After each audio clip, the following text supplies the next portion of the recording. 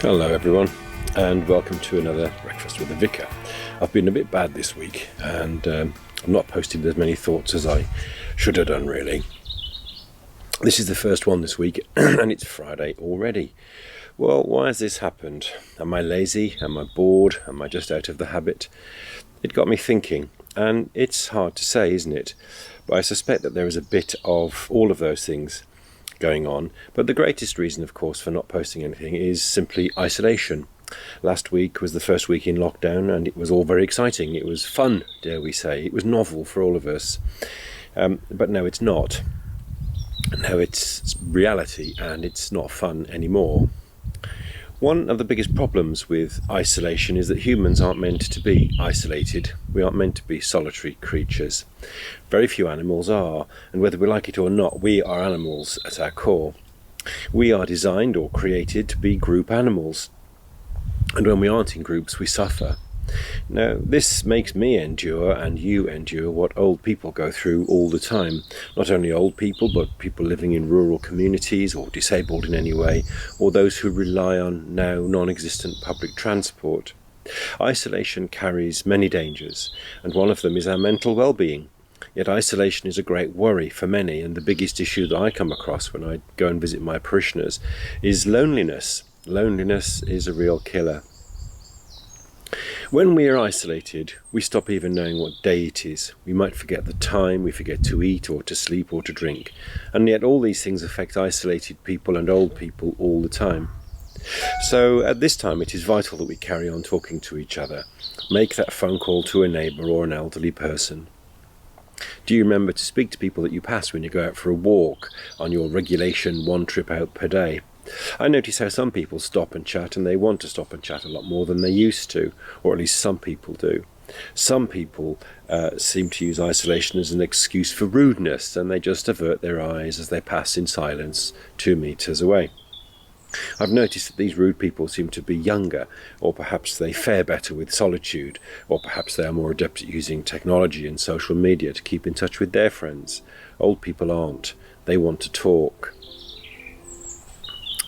Can I ask you to keep an eye and an ear out for your elderly neighbours and help them where you can?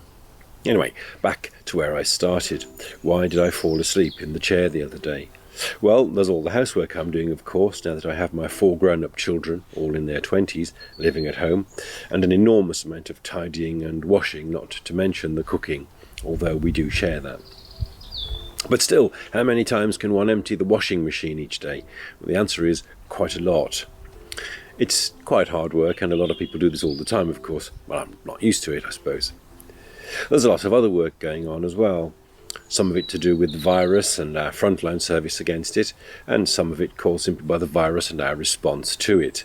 One way or another, the virus is a guilty blighter.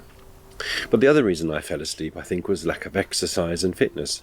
And this is the hard one, isn't it? If we can't get out, what can we do? Well, I donned my shorts, not a pretty sight, and trainers, and went for a run. Eventually I ran about 2.5 miles, or 4 kilometres I suppose, and I really did run most of it. It was good to breathe fresh air again and feel my heart rate go up, and I felt much refreshed. I urge you to go for some harder exercise, more than you're doing maybe, more perhaps than a gentle dog walk. I've seen a fair few people out running in ways that they might not have done before. Dads and young sons, mums and their daughters, or whole families, all out running together, getting some real air in their lungs, and feeling tired and pushing the limits, and experiencing things together as a family. I'm sure that's how we are meant to live, as families, working hard together, not in isolation, phoning home to speak to mum and dad once or twice a fortnight. And I wonder how much of this family time is brought about because we can't just jump into the car. What happens when we do that so often is that mum and dad sit in the front, exchanging platitudes, whilst children sit in the back, headphones in, video or phone on, and no one really talks. Nowadays, we can't use the cars, so we communicate more as a family group. And how much better is that? I have a flat tyre on my car. I've had it for over a week now and still haven't fixed it. I haven't fixed it because I don't need to fix it. I'm not using my car. And you know what? I'm loving not using my car so much. And this makes me ask again the important question about what our lives will look like once this virus is over and done with us and we can resume our normal lives. Will they be the same as the old lives, or will things have changed forever? Will things have improved? Will we have seen the light for a better world, or will we go back to the old ways? I've just read a book by Tom Wright called The Day the Revolution Began, and I commend it to you. It's about the effect of the cross and what Jesus' death meant to us as a people of God. One of the things Tom Wright raises is that sometimes things can change suddenly. There can be a revolution overnight. And I wonder if, and I hope that, this virus causes a revolution in how we live and think and interact. If we all go back to the same old, we will have wasted a terrible but wonderful opportunity, my friends. Let us not do that. I don't have an answer, though. I myself might be as guilty as anyone in not changing, but time will tell. We have many weeks yet to get this right, so let's all support each other. Let's think of a better future together.